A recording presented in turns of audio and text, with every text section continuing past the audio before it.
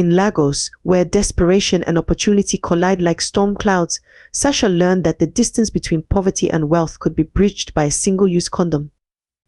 In the heart of Lagos, where skyscrapers cast long shadows over crowded streets, Sasha's story began in a cramped one-room apartment that barely contained the dreams of 5 people. The youngest of 3 children, she grew up watching her mother Rebecca rise before the sun, hair wrapped carefully in a faded scarf, hands already rough from years of handling fruits in the local market. Her father James would return home in the evenings, his security guard uniform crisp despite the city's relentless heat, his eyes tired but still kind. From her corner of their shared room, Sasha could observe the intricate dance of her family's survival. Rebecca would count coins at night, whispering calculations under her breath, while James dozed in his chair, too exhausted to make it to their thin mattress. Her older siblings would pretend to sleep, but she could hear their stomachs growling in the darkness. Yet somehow, in this space where poverty pressed against the walls like an unwelcome guest, hope managed to find root. Teachers at her underfunded public school noticed Sasha's quick mind, the way her hand would shoot up first, eager to answer questions about mathematics or literature. This one, they would tell Rebecca during parent meetings, this one has potential. But potential in Lagos was a currency that couldn't buy books or pay school fees. Rebecca would nod, clutching her worn handbag closer, knowing that dreams required more than just talent to grow. The city itself seemed to mock their circumstances.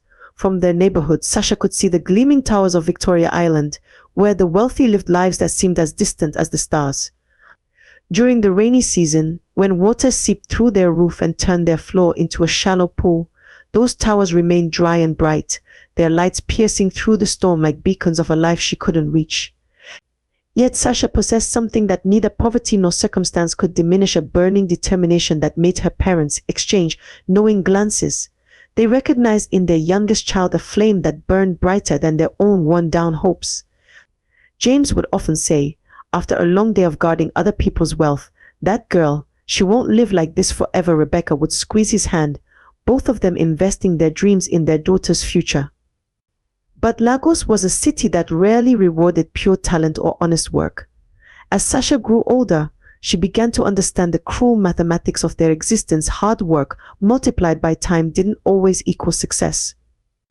Sometimes she would stand at their window, watching the sunset paint the city in gold, and feel the weight of her family's expectations pressing against her chest. In these moments, her mind would begin to turn toward darker solutions, toward paths that her parents, in their simple dignity, had never dared to consider. Little did anyone know that Sasha's determination to escape poverty would soon lead her down a road that would shake the foundations of one of Lagos's wealthiest families, proving that sometimes the most dangerous dreams are born in the smallest of rooms. At 22, Sasha crossed the threshold of Solomon's mansion for the first time, her worn shoes feeling out of place on the gleaming marble floors.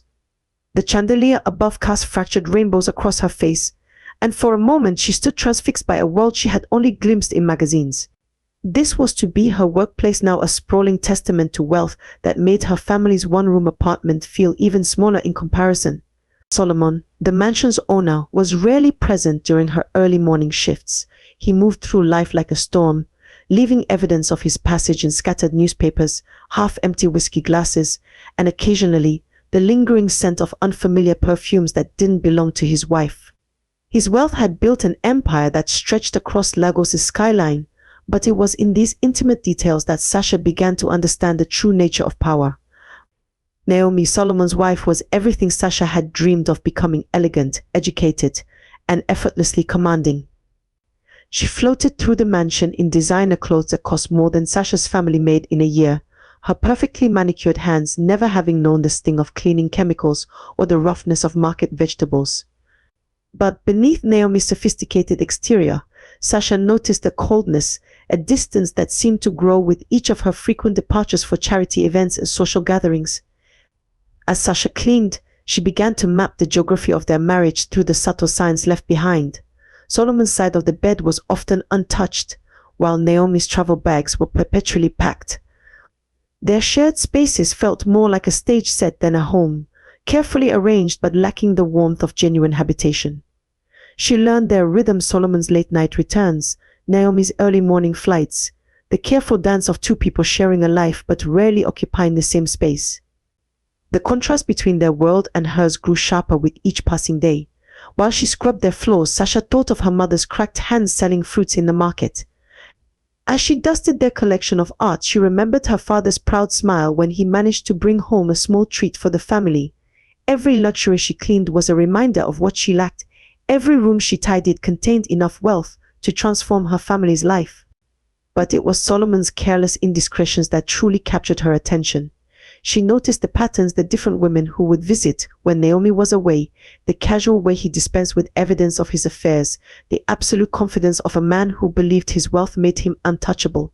Each discovery fed a growing resentment in Sasha's heart, a dangerous cocktail of envy and opportunity that began to crystallize into something more purposeful. As she polished the mirrors that reflected this life of luxury, Sasha started to see more than just her own reflection. She saw a possibility, a dangerous path that could bridge the gap between her world and theirs. In the quiet moments of her work, while the mansion's occupants lived their separate lives, a plan began to take shape in her mind, one that would ultimately shake the foundations of both their worlds. The morning Sasha discovered the used condom in Solomon's bedroom, fate seemed to whisper darkly in her ear. Standing there with her cleaning supplies, she stared at the discarded evidence of another of his affairs, and in that moment, desperation merged with opportunity. The sunlight streaming through the mansion's tall windows caught the diamond chandelier above, scattering light across her face as a plan crystallized in her mind, audacious, unethical, but potentially life-changing. Finding a doctor willing to help with such a scheme proved easier than she'd imagined, but the price was steeper than she'd anticipated. Dr. Adebayo's office sat in a run-down building on the city's outskirts, far from the gleaming hospitals that served Lagos's elite. As he laid out his demands, sexual favors in exchange for his assistance, Sasha felt her stomach turn. Yet the image of her family's cramped apartment, of her mother's weathered hands and father's tired eyes, steeled her resolve. In the dim light of his office, she made a deal that would haunt her conscience, but potentially secure her future. The procedure itself was clinical, emotionless. Dr. Adebayo worked with practiced efficiency, while Sasha lay there, her mind floating somewhere between guilt and hope. The genetic material that could change her life forever was handled with all the ceremony of a routine medical procedure. As she left the clinic that day, Lagos's humid air felt heavy with the weight of what she'd done. Weeks turned into months, and Sasha's body began to change. The morning she discovered she was carrying twins, she stood in her tiny bathroom, staring at the pregnancy test with trembling hands. 2 babies. It seemed the universe had decided to double down on her gamble. The irony wasn't lost on her. Solomon's carelessness would give her not 1, but 2 claims to his fortune.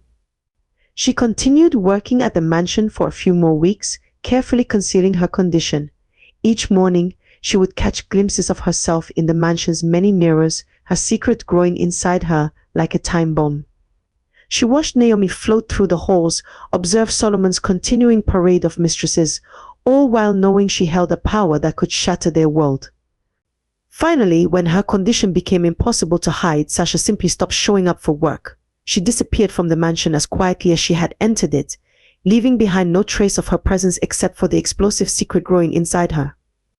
From her family's cramped apartment, she could see the top of Solomon's mansion in the distance, its windows gleaming in the African sun like the eyes of a predator.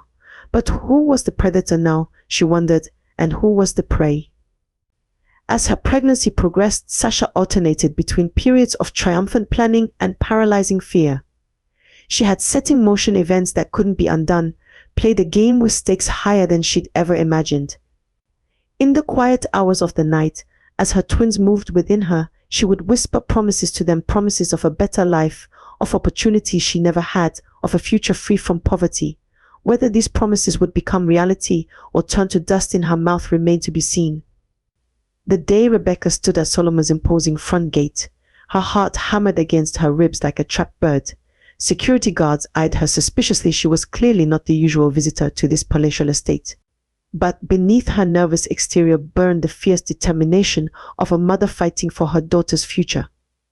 When Solomon finally appeared, his expensive suit and commanding presence made Rebecca's worn dress feel even shabbier, but she lifted her chin and spoke the words that would shatter his carefully ordered world. Solomon's laughter, sharp and dismissive, cut through the air. "Madam, is this some kind of joke?" he sneered, his face a mask of amused contempt.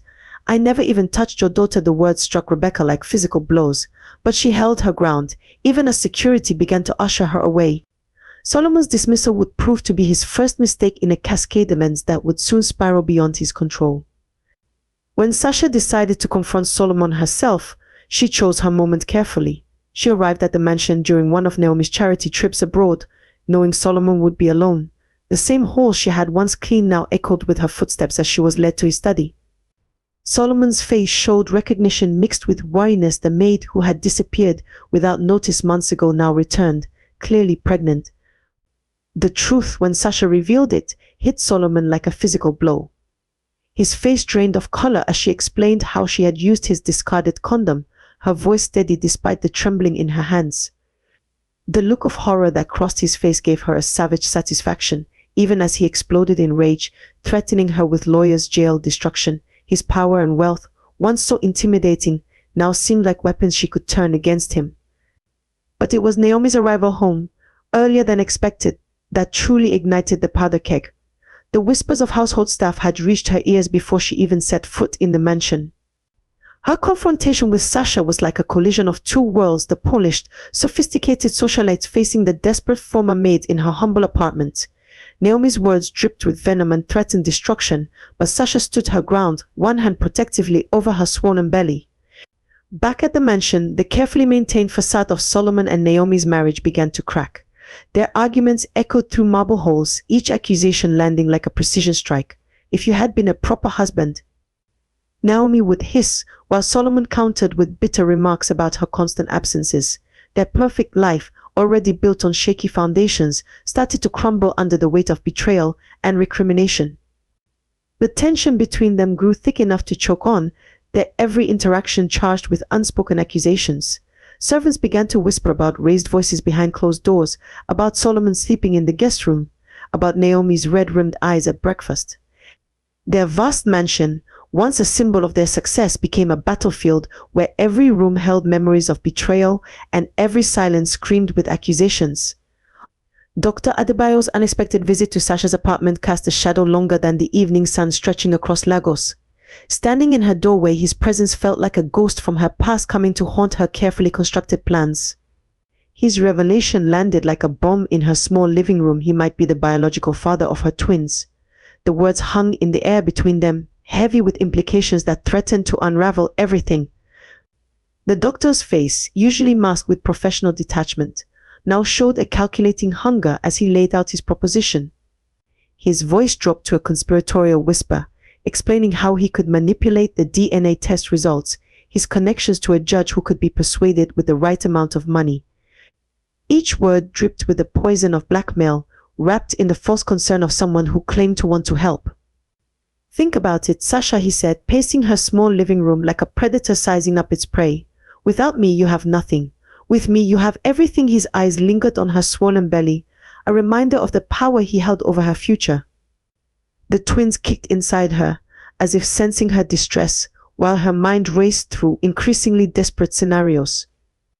The doctor's demands were clear: 50% of any settlement she received from Solomon, and a continuation of their relationship on his terms. The way he said it made her skin crawl, but his next words froze her blood. "Of course, if you refuse, I could always tell Solomon about our little arrangement. I wonder how that would affect your case." The threat hung in the air like smoke, choking her with its implications. Sasha sat perfectly still on her worn couch, her hands protectively cradling her belly as she weighed her options. The doctor's presence filled her small apartment, making it hard to breathe, hard to think. Through her window, she could see the distant lights of Lagos's wealthy neighborhoods where Solomon lived in luxury. Those lights had been her beacon of hope, guiding her toward a better future. Now they seemed to mock her predicament. In that moment, Sasha felt the full weight of her choices pressing down on her. The desperate plan that had seemed so clever now revealed its true cost. The doctor watched her internal struggle with the patient interest of someone who knew he held all the cards. Her dream of escaping poverty had led her into a trap of her own making, with the doctor holding the key to her freedom, or her destruction. Finally she nodded, the movement almost imperceptible in the dimming light. "I agree," she whispered, the words tasting like ash in her mouth. The doctor's smile widened, satisfaction gleaming in his eyes as he reached for her hand to seal their devil's bargain. As they shook hands, Sasha felt something inside her harden, like steel being tempered in fire. She had agreed to his terms, but in her mind, a new plan was already forming, one that would ensure this wouldn't be the final chapter of their story. The courthouse stood like a temple of justice in downtown Lagos, its marble steps worn smooth by the feet of countless seekers of justice. On this particular morning, the air was thick with tension as Solomon's sleek Mercedes pulled up alongside Sasha's modest taxi. The contrast between their arrivals mirrored the very essence of the case that was about to unfold, a battle between wealth and poverty, power and desperation. Inside the courtroom, Sasha sat with perfect posture, her hands folded protectively over her post-pregnancy belly, while Solomon's expensive suit seemed to armor him against the proceedings. The judge, a man whose bank account was now considerably heavier thanks to Dr. Adebayo's arrangements, peered down at them from his elevated bench with practiced impartiality. None of the spectators could have guessed that the scales of justice had already been secretly weighted. As the DNA evidence was presented, Solomon's confidence began to crack. His lawyers, among the best in Nigeria, scrutinized the results with growing frustration. The doctored tests were flawless, a testament to the thoroughness of Dr. Adebayo's deception. Each piece of evidence clicked into place like a well-oiled machine, the truth buried beneath layers of carefully constructed lies. Based on the incontrovertible DNA evidence before this court, the judge's voice resonated through the hushed courtroom.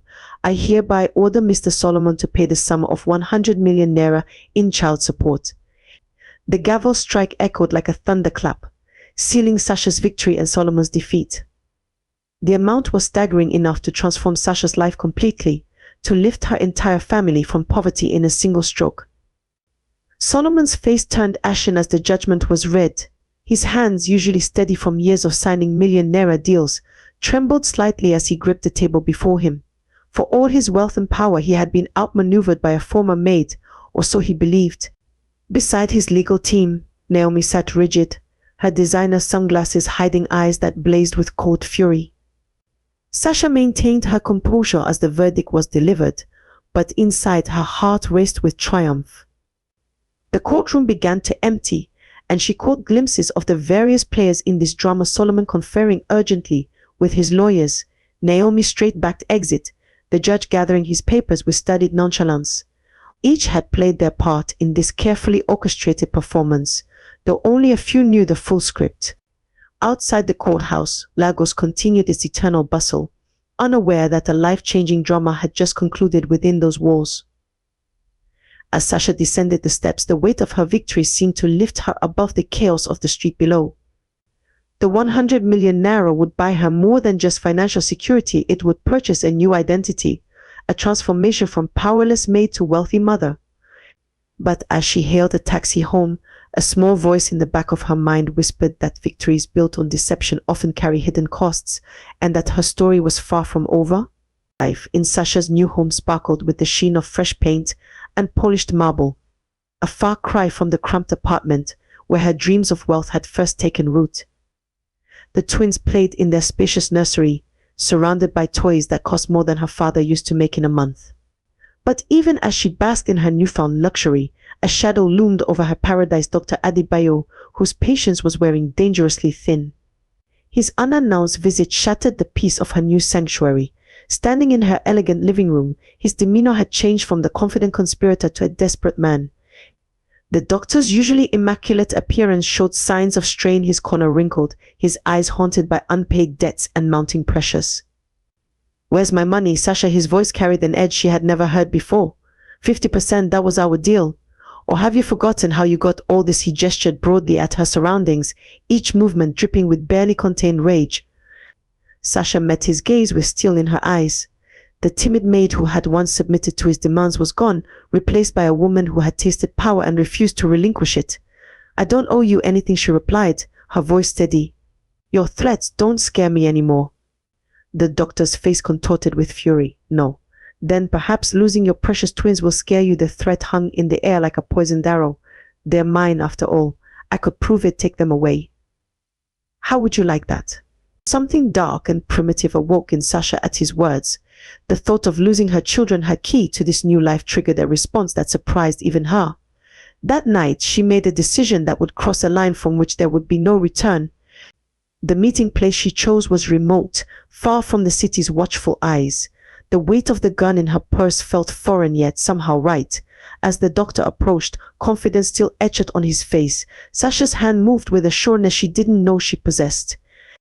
The shot echoed through the empty space, followed by the dull thud of a body hitting the ground. But fate had other plans. Dr. Adebayo survived, and in his hospital bed, bitter truth spilled from his lips like blood from a wound. His wife listened with growing horror as he revealed everything: the deception, the manipulation, the DNA tests, all of it. With trembling hands, she made her way to Solomon's mansion, carrying the weight of truth that would shatter multiple lives. Now, as police sirens wailed in the distance, Sasha stood in her beautiful new home, watching her twins sleep peacefully, unaware that their world was about to implode. The price of her ambition had finally come due, and the currency it demanded was more than mere millions. It was her freedom, her future, and possibly her children themselves. The flash of police lights painted Lagos's night sky in alternating blue and red as officers surrounded Sasha's mansion. Her carefully constructed world crumbled like a house of cards in a storm. As they led her away in handcuffs, her designer dress a stark contrast to the cold metal restraints, she caught one last glimpse of her twins being carried away by social services. The scene was a far cry from her triumphant courtroom victory just months earlier. The investigation unraveled quickly, like a loose thread pulling apart an expensive garment. Dr. Adebayo, from his hospital bed, sang like a caged bird, his confession exposing not just Sasha's deception, but an entire web of corruption. The judge who had presided over the case found himself stripped of his robes, his chambers exchanged for a cell, as investigators uncovered the trail of bribes that had poisoned justice. Across town, in Solomon's mansion, a different kind of transformation was taking place. The scandal that had threatened to destroy his marriage had, paradoxically, become its salvation. Naomi, who had maintained her distance through years of his infidelity, found herself drawn back to her husband as he displayed a vulnerability she had never seen before. Their shared trauma became the foundation for something new, something genuine. "I never meant for any of this," Solomon confessed one evening as they sat in their garden watching the sunset. The same garden where he had once entertained his mistresses now became a space for honest conversation. Naomi reached for his hand, feeling the warmth of possibility between their palms. "We both made mistakes," she replied, her free hand resting unconsciously on her belly, where new life was growing, their first child, conceived in the aftermath of the storm. The pregnancy felt like a symbol of their renewal, a chance to build something real from the ashes of deception. In the courthouse, a different judge pronounced sentences that would reshape multiple lives. Sasha, her designer clothes exchanged for prison garb, faced years behind bars for attempted murder and fraud. Dr. Adebayo received his own sentence, his medical license permanently revoked. The corrupt judge who had aided their scheme found himself on the other side of the bench, his reputation in tatters.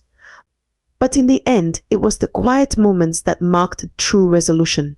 Solomon and Naomi, in their newly intimate evenings, planning for their child's future.